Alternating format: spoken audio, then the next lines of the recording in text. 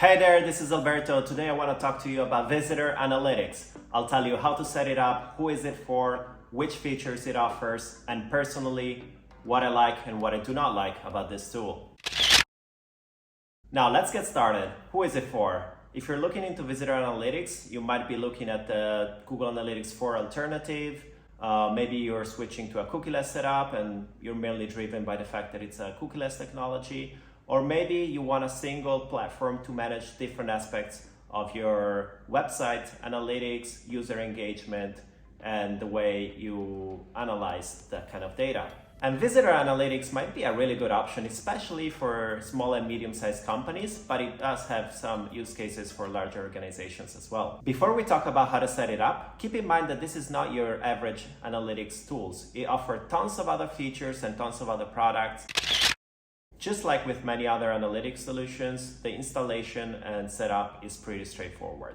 You can do so via WordPress plugin, or you can do it with Google Tag Manager. In both scenarios, in a few clicks, you're installing the script and you're ready to collect data. Now, this is a privacy-centric platform. So during the setup, you will also have the chance to change the type of data that you're collecting in the privacy center. This can be changed at all times, but it's a good idea to understand what you want to collect from the very beginning. Oh, and did I mention you don't need a cookie banner for this? Yes, it doesn't rely on third-party cookies, so you don't need a cookie banner for this solution. You might need it for other solutions that you have installed on your website, but not for this one. Inside the platform, you'll definitely recognize a few reports that will look very familiar to what you might have experienced from Google Analytics or Adobe Analytics, and that's the user behavior module. So you can see most visited pages, bounce rate, time on site, you can set up specific events, all of the stuff you already know about. A couple of things within that module that are unique. One is the company reveal feature, which is perfect for B2B SaaS companies that might be using ZoomInfo or Snitcher or some other solution for that, which basically tells you which companies are behind your website traffic.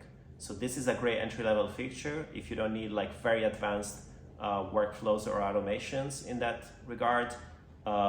Just with this tool, you don't need anything separate. You can understand who is visiting your website. Then you have lots of features when it comes to user behavior and UX. For instance, screen recording and heat maps. So tools like Hotjar, Mouseflow, and many others offer session recordings, offer heat maps, click maps, and all of those things. In my opinion, it's pretty amazing to have all that within Visitor Analytics, and it can actually save you the money you would otherwise spend on a separate license for a separate tool. Again, the most advanced use cases, it may not fully replace those solutions, but if what you're interested in is just seeing how your users are engaging with your website, like basic friction points, how they engage with your pages, this is pretty good. It gives the right kind of insights, and it does a lot of those things that other dedicated solutions would offer you. So it's definitely something that brings lots of benefits to this platform. And on top of analyzing, you can even engage with your audience through polls and through surveys. Now, I haven't tested these features. I only explore them from within the platform without actually running those. So I only set up some example workflows without actually collecting any data because I wasn't in the need to do so. These features look pretty good. I don't think it's the most interesting part of the platform, to be honest. And I think especially in most cases, it would not be a reason to go for visitor analytics, but there might be a lot of like unique scenarios or specific verticals or specific use cases where these features might be important to you. And in this case, once again, they probably would replace another tool you would otherwise need to have a license for. Some other thoughts about Visitor Analytics. I absolutely love the user interface. It's incredibly intuitive. Everything is right there where you need it to be. So that's something that would take very little time to get used to, even if you're switching from a solution like Google Analytics.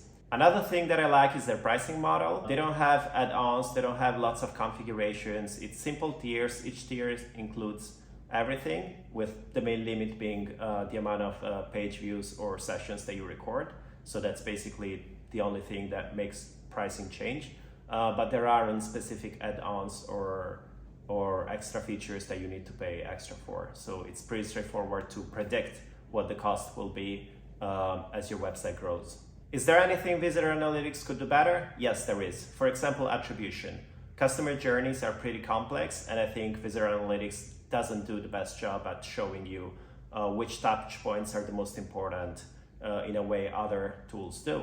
So I'm hoping that would be something that will be improved in the future. Otherwise, when it comes to pricing, honestly, the solution is a little bit more expensive than most cookieless analytics solutions, but when you factor in the fact that there are many other products included into this one and not just pure analytics, it would probably look like a pretty good deal. So if you're even just replacing one tool, let's say a Hotjar license with this, it would already be cheaper than, you know, having a license for Hotjar and a license for a different cookieless tracking solution. I think Matomo might be the tool that gets the closest to Visitor Analytics. There are a couple of things that Visitor Analytics offers that Matomo doesn't, and the other way around. Also, Visitor Analytics is exclusively available on the cloud. Matomo can be deployed on premises too. So at the end of the day, big fan of the solution. I think it's perfect for most startups and mid-sized companies. If you have very advanced use cases, you're probably not gonna end up using all of the features that they offer, but maybe only the user behavior module. But ultimately, that's also part of the beauty of this platform. So you can have everything included in your license and leverage what makes the most sense to your use case. I'm gonna review a lot more analytic solutions with a focus on cookieless solutions. So stay tuned for more content.